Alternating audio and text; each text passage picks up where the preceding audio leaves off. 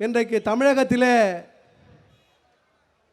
ஒரு வரலாறு படைக்கின்ற ஒரு மாபெரும் சக்தியாக இன்றைக்கு திருவள்ளூர் மாநகரிலே இப்படிப்பட்ட ஒரு பொதுக்கூட்டத்தை கூட்டியிருக்கிறார்கள். இது பொதுக்கூட்டம் அல்ல, இது ஒரு 48ஆம் ஆண்டு துவக்க விழா மட்டுமில்லை. இன்றைக்கு அரசியல் இயக்கங்கள் எல்லாம் நம்மை பார்த்து வியக்கின்ற வகையில் மிகப்பெரிய ஒரு எழுச்சியை உருவாக்குகின்ற ஒரு மாபெரும் வரலாறு இன்றைக்கு திருவள்ளூர் மாநகரிலே நடைபெற்று கொண்டிருக்கிறது. அன்பு சகோதரர்களே, இந்த நிகழ்ச்சிக்கு எழுச்சி உரையாற்ற நம்ம எல்லாம் இன்றைக்கு பாதுகாத்து கொண்டிருக்கின்ற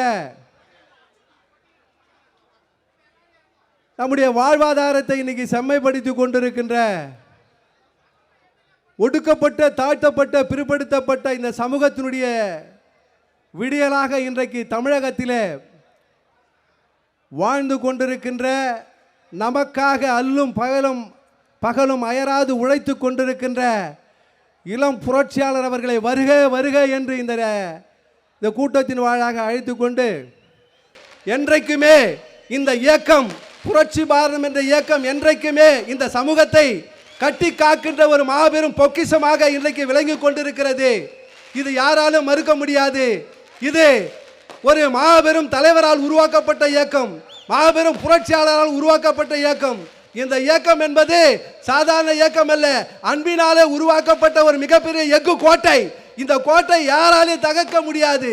இது மாபெரும் ஒரு உணர்வு மிக்க, உணர்ச்சி மிக்க ஒரு தியாகி, புரட்சியாளர் மூர்த்தியார் ஒரு தியாகி, நமக்காக வாழ்ந்து மறைந்திருக்கின்ற ஒரு மாபெரும் புரட்சியாளர். அவருக்கு பின்னாலே இன்றைக்கு இப்படிப்பட்ட ஒரு நிகழ்வு நடக்கிறது என்று சொன்னால் அவர் எப்படிப்பட்ட ஒரு மிகப்பெரிய ஒரு தலைவர் என்பதை உணர வேண்டும்.